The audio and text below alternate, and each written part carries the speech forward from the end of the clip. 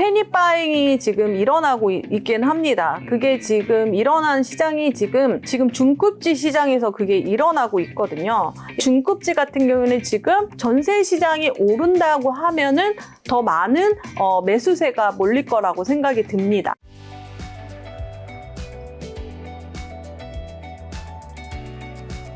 아니, 부동산 투자를 하시는 대표님께서 최근에 또 공인중개사를 여셨더라고요. 네. 이 부동산 시장에 지금 밀물인지 썰물인지 모를 그 파도에 지금 몸을 태우신 것 같은 상승기에. 맞아요. 그 폐업하는 수로 보면은 부동산 시장을 파악한다고 그러고 있잖아요. 네. 저는 아마 투자자에서 공인중개사로 간 거는 최초이지 않을까 그런 생각이 들어요. 공인중개사 하면서 투자자 하시는 분은 있는데 네. 투자자만 오롯이 16년 하다가 이제 공인중개사 햇병아리 그렇게 해서 이번에 개업을 했습니다. 지금 공인중개사 얘기해 주셔서 아무래도 공인중개사도 오픈하셨고 네. 공인중개사 사장님도 아마 많이 만나 뵀을 텐데 네. 요즘 현장에 그럼 공인중개사 분들이 말하는 현장의 분위기는 어때요? 그러니까 부동산을 사는 사람들의 심리 말고 맞아요. 그 현장에서의 사장님들이 저는 이거 하고 나서 너무 재밌어요.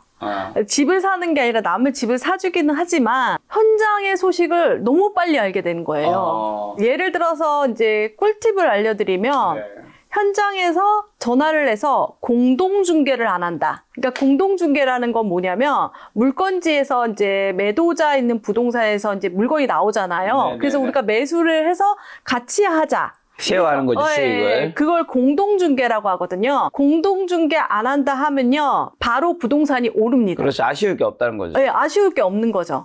그런데 그런 곳이 있어요. 그 반대로 하는 거는 교통이라고 하거든요. 그 용어로. 제가 그쪽 부동산에 A, B가 있는데 제가 B를 전화를 한 거예요. 물건은 A가 있는 거예요. 그럴 때는 A, B가 교통을 한다라고 해요. 그러니까 부동산의 복비를 반반 한다거나 그러면 교통이 되면 지금 분위기는 그렇게 달궈지지 않았구나. 그러니까 단순하게 그걸로 파악하게 되더라고요. 그래서 너무 재밌어요. 그거를 이제 소식만 들으면은 여러분들 일반 투자자일 때는 전혀 모르던 세계였거든요. 그래서 확실하게 이번에 이제 파악이 됐고요. 그리고 최근에 이제 전세 우리가 이제 대부분 실수요자도 있지만 갭 투자를 하니까 전세 시장에 대해서 물어봤을 때 전세금에 대해서 확실하게 얘기하는 지역이 있고 전세금에 대해서 잘 모르겠다, 떨어지겠다 이런 걸 더 정확하게 아는 것 같아요. 예전에 갭 투자로 들어갔을 때는 사장님께서 물건을 팔려고 그거 뭐 3억에 사서 2억 5천에 전세 맞출 수 있어 막 이러지만 사실 전세가 안 맞춰가지고 막 그럴 때도 많았잖아요. 그런데 이제 저희한테는 이제 브리핑이 정말 명확해지죠. 어떤 곳이 지금 전세가 없어지는 것을 저는 누구보다 빨리 파악하게 된 것 같아요. 그럼 지금 서울에 공인중개사 어디 있죠? 사무실이? 저희 공인중개사는요, 노년역 8번 출구 8초컷 서초구 잠원동에 있습니다. 아니로 강남 3구에 있는데 강남 3구와 이 서울의 분위기, 공인중개사 사장님으로서 느끼는 분위기 어때요? 가볍게 한번. 네, 강남 3구는 공동중개 절대 안 됩니다. 그래서 손님 오면 그냥 직접 가시라고 해요. 어쩔 수 없어서. 왜냐면은 공동중개를 안 하고 그리고 그쪽에 물건들이 없다라고 해요. 그리고 사실 공동중개를 안 한다고 해서 진짜 그분들이 그러니까 물건을 소유했나라고 의심이 되는 경우도 있어요. 직접 갔더니 물건이 없는 경우도 많기 때문에 실제적으로 이제 물건 찾는 게 너무 어렵다. 강남 3구는 직접 가시는 게 낫다. 저희 손님을 뺏기는 입장이지만 그래도 손님이 더 부자 되길 바라는 마음으로 제가 이렇게 얘기합니다. 알겠습니다. 또 자세한 다른 지역 이야기는 또 곧 또 인터뷰에서 여쭤보면, 자, 이재명 대통령 취임한 지 이제 2주가 벌써 지났는데 일단 한 2주 만에 뭐 집값에 어떤 변화 요소가 있을까요? 집값 변화 많죠. 원래 우리나라는 좀 그런 거가 있는 것 같아요. 불확실성이 해소되면 뭔가 시장이 빠르게 변하거든요. 예를 들어서 이제 대선 이후에 제가 아는 그 자영업자분 중에서 수제 도시락이나 샌드위치 하시는 분인데 갑자기 수요가 증가됐다고 하더라고요. 그래서 왜 그러나 했더니 회의를 많이 한대요. 막 그런 식으로 되는 거죠. 근데 부동산 시장에도 이제 불확실성이 해소가 돼서 정말 연초 거래량에 대비 정말 많이 거래가 지금 되고 있고, 사실 초창기 때는 이제 초양극화라고 해서 상급지 지역만 조금 오르다가 지금 중하급지로 이제 내려오는 시장으로 이제 뭐 번지는 시장으로 된 거죠. 그만큼 시장이 되게 근데 빨라요. 엄청 빨라요. 갑자기 이제 물건을 보러 간다라고 하면 물건이 없어졌다고 하거나. 그러니까 어느 지경이냐면 만약에 중하급지 같은 경우에는 만약에 자기 집을 팔고 상급지로 가는데 네. 자기 집을 팔려고 했더니 내가 살려는 데가 지금 너무 올라서 못 사는 그거예요. 그래서 물건을 안 팔겠다고 보류하는 경우가 상당히 많아졌거든요. 그래서 조금 서울 지역에 퍼졌다라고 보여집니다. 자, 지금 그러면 서울 아파트 거래량 매물 어떻게 되는 거죠? 거래량 중에서는 서울의 초창기 때, 그러니까 네. 작년 하반기부터 올 초 같은 경우는 갈아타기 수요가 많았거든요. 그래서 갈아타는 수요가 많았기 때문에 상급지가 많은 거예요. 상급지의 거래가 많은 거거든요. 그리고 생애 최초인 분 같은 경우 이제 거래를 이제 하느냐 마느냐에 따라서 시장의 또 움직임이 조금 달라지거든요. 네. 그래서 이제 생애 최초 붐도 뛰어든 거죠.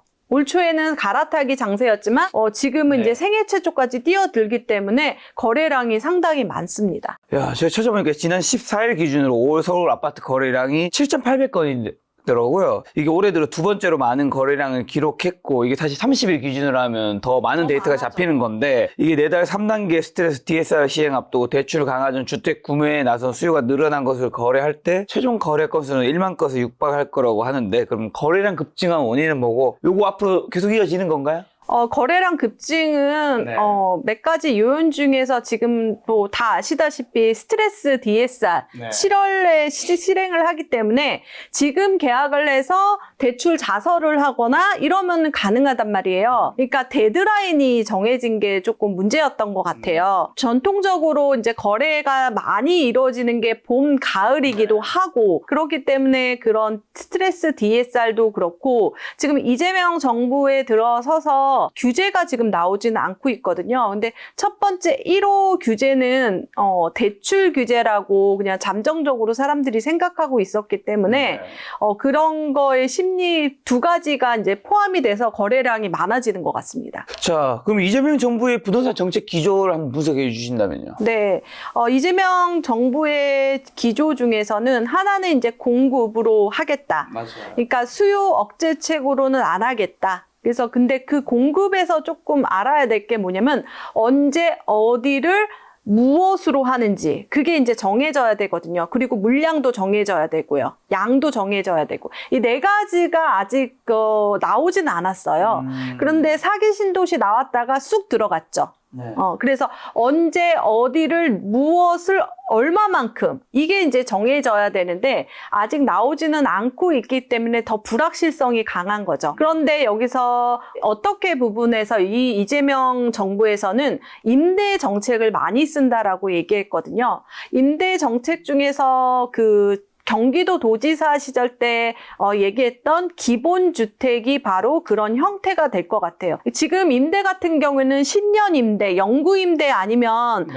사실 뭐 임대를 살다가 나가야 되고 그런 게 있거든요. 그리고 소득도 마찬가지고 그런데 그런 게 없이 내가 살고 싶을 때까지 30년 동안 살 수 있는 기본주택을 하겠다. 그래서 그때 당시에 기본주택이 어디에 될까 생각했을 때 3기 신도시 내에 기본주택이 깔릴 거라고 생각했지만 이제 도지사에서 나와서 그게 이제 기본주택이란 말이 사라지게 됐죠. 근데 그 기본주택을 만들었던 이한주 위원장님께서 이번에 또 그 위원장이 됐기 때문에 그 기조를 또 가져가지 않을까 싶습니다. 그래서 공급이라는 부분에 대해서는 아직 불확실하지만 그 공급에서는 임대 정책을 하겠다라고 했고요. 그 정책에 3요소가 있어요. 사실 세제, 대출, 공급이에요. 네.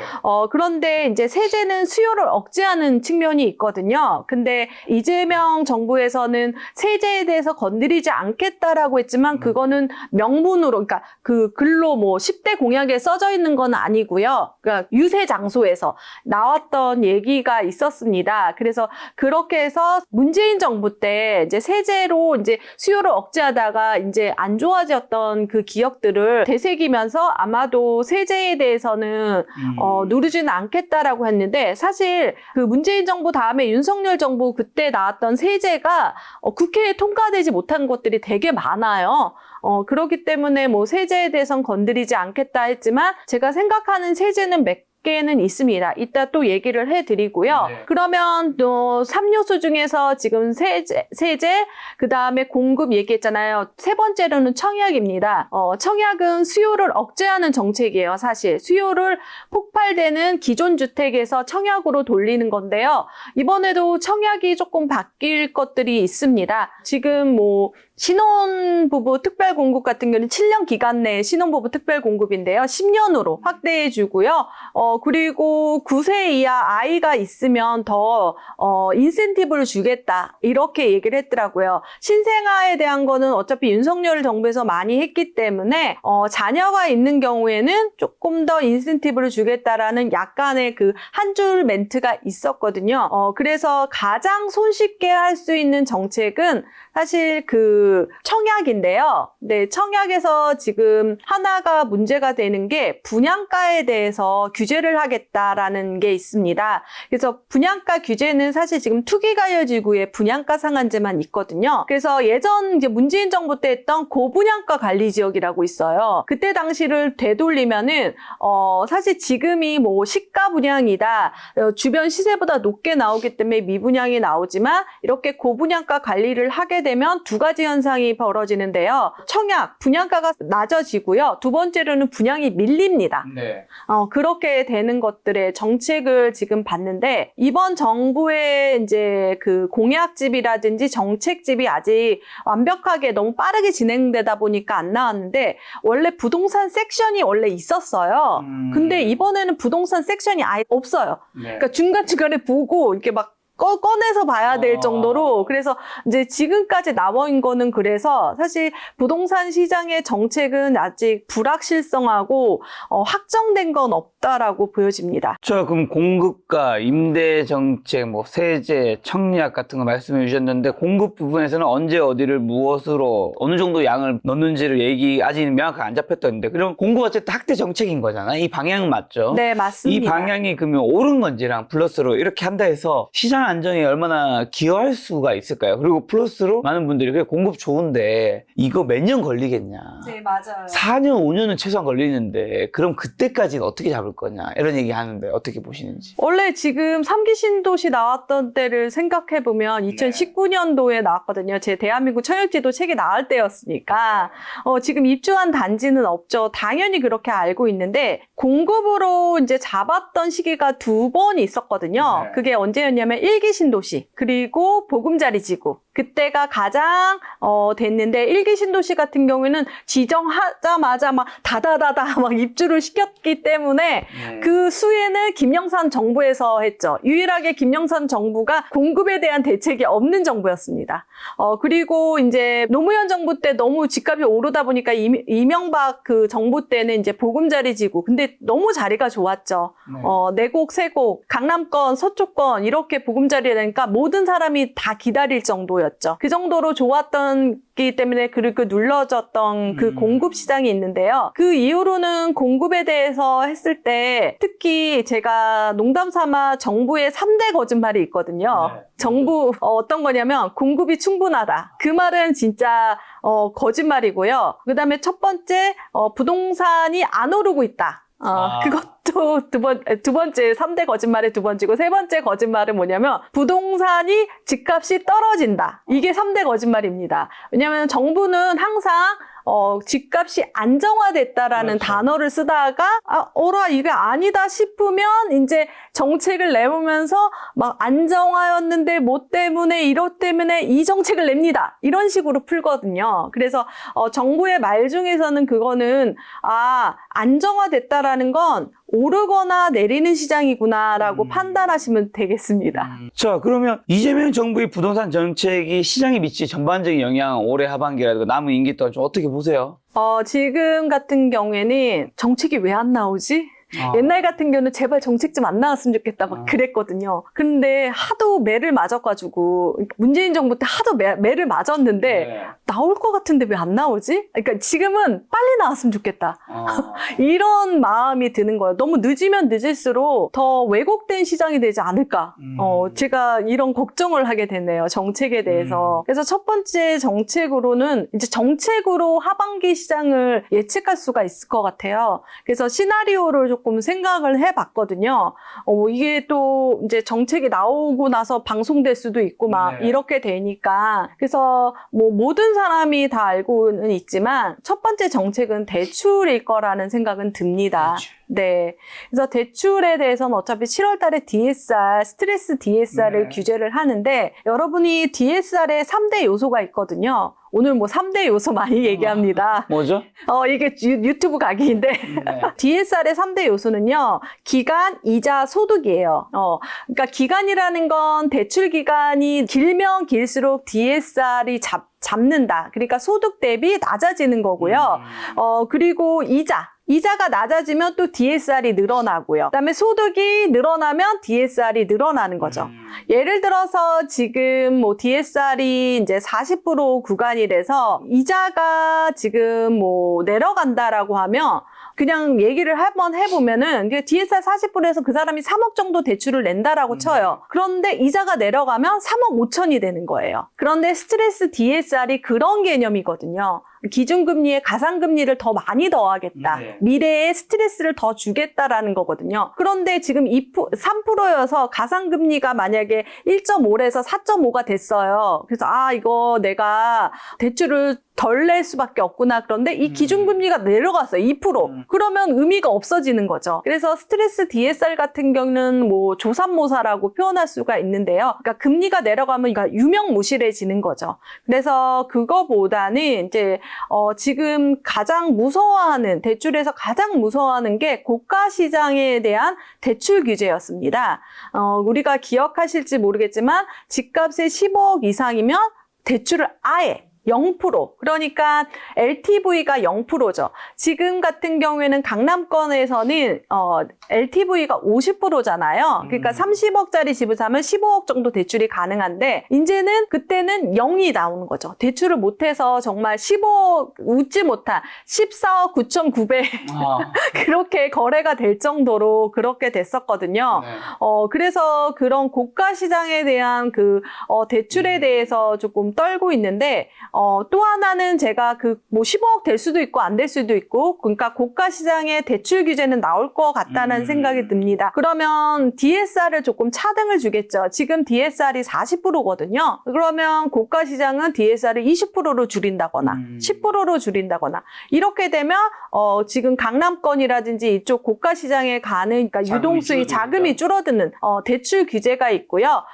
전체적으로 뭐 퉁쳐서 전국 우리나라에 맞춰서 하면 안 된다라는 걸 지금 지방시장이 안 좋기 때문에. 근데 네. 되게 재미난 건 DSR 규제 40%가요. 강남도 40%고 지방에 지금 안 팔리는 소도시도 40%예요. 그러니까 그거에 대해서는 이제 지방시장을 살리겠다라고 생각을 하면 조금 차등으로 해야 되는데, 문제는 이렇게 하다 보면 아시죠? 풍선 효과라는 게 또 존재하게 되니까 골머리를 하고 있지 않나 그런 생각이 듭니다. 말씀하신 이 추가적인 대출 규제 시행되면 지금의 영끌, 뭐 패닉바잉 잠재울 수 있는 건가요? 그러니까 그게 이제 구별이 되는데요. 네. 지금 패닉바잉이 지금 일어나고 있긴 합니다. 그게 지금 일어난 시장이 지금 중급지 시장에서 그게 일어나고 있거든요. 예를 들어서 이제 중급 시장에 지금 패닉바잉이 집을 보지도 않고 거래를 한다. 뭐 이런 시장이 돼버리니까요. 그런데 정부는 알고는 있을 것 같아요.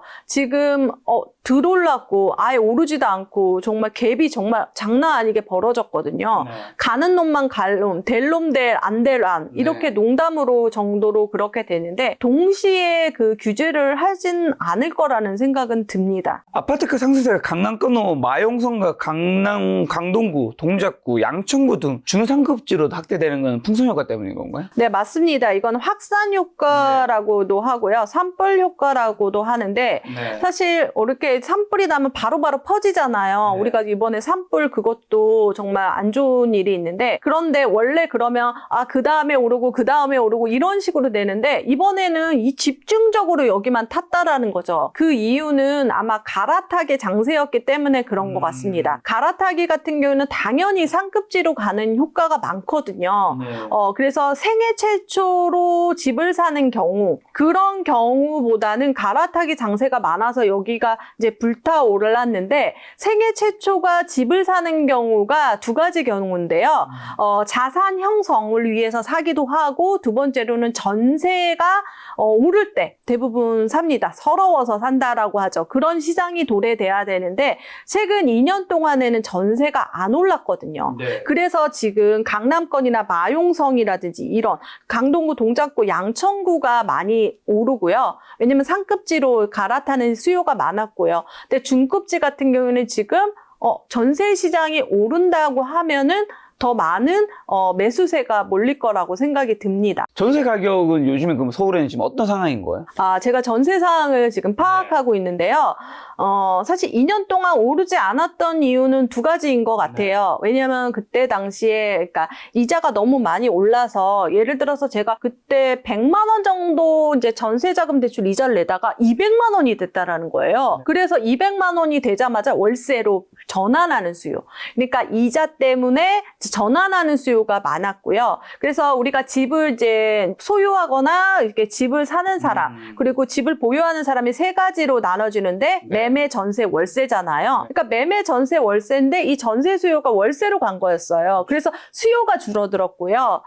그다음에 두 번째로는 왜 전세값이 안 올랐냐면 이제 전세 사기 문제가 많이 있었죠. 근데 사실 아파트 쪽은 아니지만 여론몰이로 이렇게 되다 보니까 거의 뭐 반전세라든지 그렇게 됐고, 뭐 5% 증액이 이제 또 걸려 있었고, 그러다 보니까 전세값이 2년 동안은 안 올랐어요. 그러니까 이 정책이 정부의 정책으로 이루어진 건 아닌데, 지금 슬며시 조금 나오는 게 가을 전세 시장이 조금 꿈틀거릴 것 같다는 생각이 들어요. 저는 이제 현장에서 이제 소식을 듣게 되는데, 만약에 저희 이제 매수자가 이제 잔금이 좀 길어요. 내년 초라든지 올해 말 정도에 대한 잔금을 만약에 사고 나서 갭 투자를 할 거다. 그때 전세가 얼마나 될 것 같아요? 사장님한테 물어보면 사실 그런 거에 확답을 못 하기 때문에 그냥 얼마 되겠죠. 그걸 어떻게 얘기해요? 막 이렇게 얘기하는 소장님들이 많았어요. 근데 지금은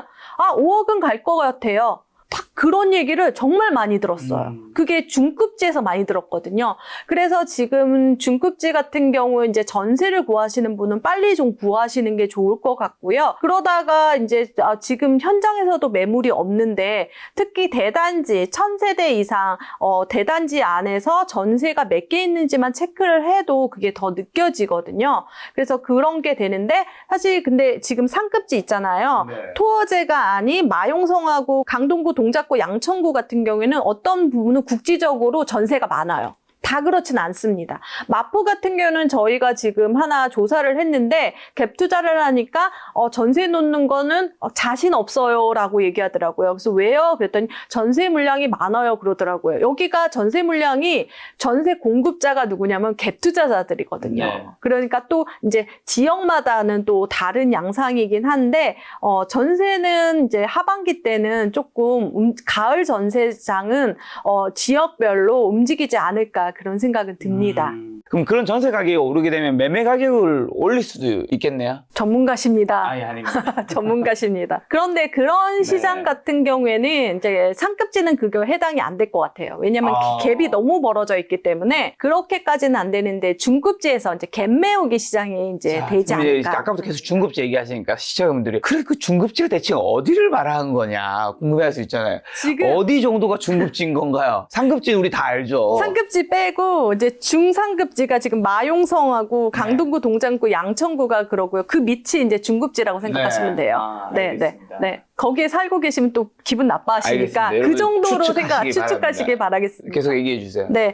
그래서 지금 중급지 시장 같은 경우에는 전세가 이제 이 갭이 붙어 있거든요. 갭이 붙어 있다라는 거, 내가 전세 사느니 집을 사도 돼. 얼마 정도. 이렇게 돈을 이렇게 얹으면 돼. 전세 구하러 갔더니 전세가 없어. 그렇죠. 그렇게 이제 갭 메우기가 들어가서 우리나라는 이런 게 있어요.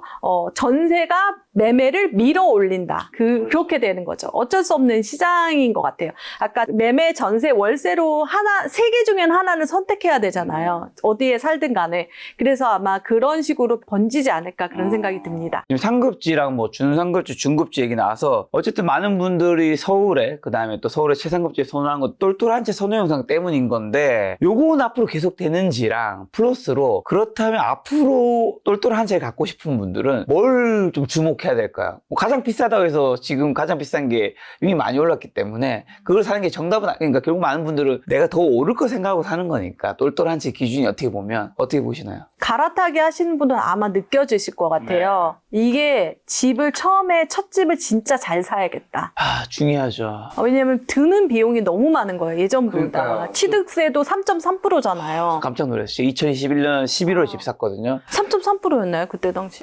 그 정도 됐던 것 같아요. 무슨 이렇게 세금이 많아? 네, 취득세가 예전에 그냥 1%였거든요. 저는 이제 1%만 내고 했었던 기억이 나는데, 근데 사실 그 전에 박근혜 정부 전에 이제 그 전 정부에서 취득세가 원래 높았었어요. 네. 그래서 취득세가 완화된 게 이제 박근혜 정부부터 시작해서 이렇게 됐다가 문재인 정부 말에 이제 12%까지 이제 올라간 거죠. 그다음에 거래 비용이 많이 든단 말이에요. 복비나 뭐 취득세라든지 그다음에 인테리어 비용도 거의 2배까지 올랐기 때문에 제대로 사야 된다. 한 번 잘 살 때 잘 사야 된다. 뭐 이런 게 많기 때문에 조금 더 무리해서 사는 경우가 많습니다. 근데 무리하다는 기준을 제가 조금 정해드리면요. 내가 이제 월급에서 만약 5천을 번다라고 생각하고, 이게 원래 DSR은 세전으로 하는데, 세후 5천을 번다라고 생각하고, 내가 원리금을 2,500 정도 낸다. 원금과 이자를 낸다. 그러면 그 DSR이 50%라고 생각하시면 됩니다. 그런데, 조금 넉넉하게 산다. 그러니까 그렇게 막, 쪼들리게 안 살겠다라고 생각하면 DSR 30%, 자기 연봉의 세후의 30%가 맞고요. 제가 계산을 해보니까 그런데 진짜 무리다라고 하면 50%. 50%를 넘으면 진짜 무리하게 되거든요. 그거 내다가 힘들어지는 경우를 너무 많이 봤기 때문에 영끌이라고 해도 조금 그 선을 조금 지켜주는 것이 낫고요. 그리고 자기가 돈에서 뭐 고정비라든지 뭐 변동비 이런 것들을 내가 어떤 걸 줄일 수 있느냐에 따라서 틀려질 것 같습니다. 그리고 이전 정부도 당연히 알다시피 똘똘한 한 채로 될 수밖에 없는 게요. 되게 재미난 건 종부세 같은 경우에는 만약에 고가가 아니라고 치고 그냥 서울의 세 채, 지방의 세 채 똑같아요. 종부세가 요율이. 그러니까 의미가 그 종부세가 그 채수에 대한 게 없어지지는 않으나 똘똘한 한 채가 계속 될 수밖에 없습니다. 그리고 그 똘똘한 한 채 중에서 또 하나가 제가 요즘에 많이 느껴진데, 전세라든지 이런 고가 전세라든지 월세가 많아지면 종소세가 장난 아닙니다. 종소세도 무시 못해요. 그래서 제가 이번에 이사를 했는데 제가 최고 전세금 제일 비싼 데로 그냥 이사 들어갔습니다. 종소세 내느니 내가 들어가서 사는 게 낫다.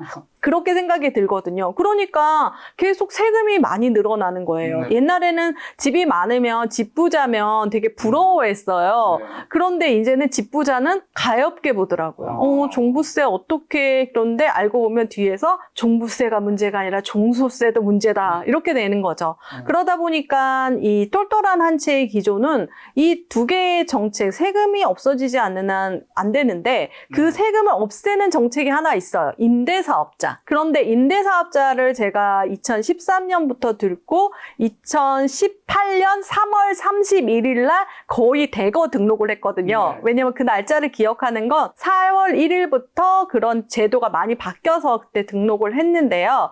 지금 임대사업자 같은 경우는 아파트는 못 합니다. 그래서 빌라를 하게 되는데, 빌라로 투자를 하면서 하기는 정말 리스크가 큰 게 지금 126%라고 그 빌라를 사가지고 전세를 놓으면 공시지가의 126%밖에 전세자금 대출 보증이 되니까 높게 못 하거든요. 그래서 왜냐하면 빌라는 공시지가가 낮기 때문에요. 그래서 저는 이제 대부분 반전세를 하다 보니까 아파트 사는 것보다 빌라가 갭이 더 많아요. 그러니까 투자를 안 하게 되는 거죠. 그러니까 그런 정책이 있는데 안 하게 되는 거죠. 그래서 계속해서 다주택자는 안 좋은 상황이고요. 그래서 그런 혜택이 이제 이재명 정부에서 하나가 나오긴 했어요. 제가 보고 좀 놀랬던 거는 어떤 거였냐면 지금 우리가 계약갱신을 하게 되면 5%밖에 증액을 못 하잖아요. 그렇죠. 그래서 4년 지나면 이거 봐라, 내가 진짜 많이 올린다 이렇게 기다리고 있단 말이에요. 근데 다주택자에게 어떤 혜택을 줬냐면 니네가 조금만 올리면 종소세를 깎아줄게 이런 제도가 나온 거예요. 그런 제도가 나오진 않았고 나온다라고 거기에 적혀 있으니까 다주택자 같은 경우 중에 특히 종소세를 많이 내거나 의료보험에 대해서 부담을 느끼시는 그 연령층이 있잖아요. 그런 분들은 내가 이거 돈을 전세금 올려서 은행에 넣어놔도 종소세를 더 감면해주면 나 안 올리지? 이런 정책이 또 하나 생기긴 했어요. 그래서 다주택자에게 근데 그것 때문에 집을 산다? 그것도 아이러니죠. 근데 기존에 있는 사람을 얘기를 하는 겁니다. 그래서 계속 똘똘한 한 채의 기조가 계속 가지 않을까 싶습니다. 그럼 방금 전에 이제 연봉 5천 뭐 이런 얘기 해주셔서 연봉 5천 아니면 이제 둘 다 맞벌이라고 할게요. 요즘 맞벌이 워낙 많아요. 연봉 1억 두 가지만 그냥 기준할게 모든 경우 할 수는 없으니까 어느 정도 집을 사는 게 적당한 거예요? 제가 항상 얘기하는데 연봉 4천이면 제 강의를 들어라 막 이렇게 얘기한 적이 있는데요. 그 기준은 이제 돈 없어도 된다. 그 기준은 지금 청약에 해당이 됩니다. 최근에 어떤 신혼부부이신데요. 연봉 합쳐도 한 1억 될까 말까긴 1억. 한데 영원이에요. 돈이 없어요. 너무 사랑해서 결혼했어요. 모은 재산이 없다? 모은 재산이 없습니다. 그리고 전세로 이제 다 들어가 있기 때문에 전세자금 대출 받아서 거의 1억 정도 들어가 있는 것 같아요. 그분한테는 이제 청약을 추천을 드렸죠. 그래서 청약을 추천을 드렸는데 계약금이 한 3천만 원이었습니다. 5% 정도였거든요. 그러다 보니까 신용대출로 3천 정도는 가능하잖아요. 그래서 그걸로 해서 내 집 마련을 했습니다. 그리고 잔금 때 어떻게 플랜을 DSR을 가져가야 되는지 청약은요.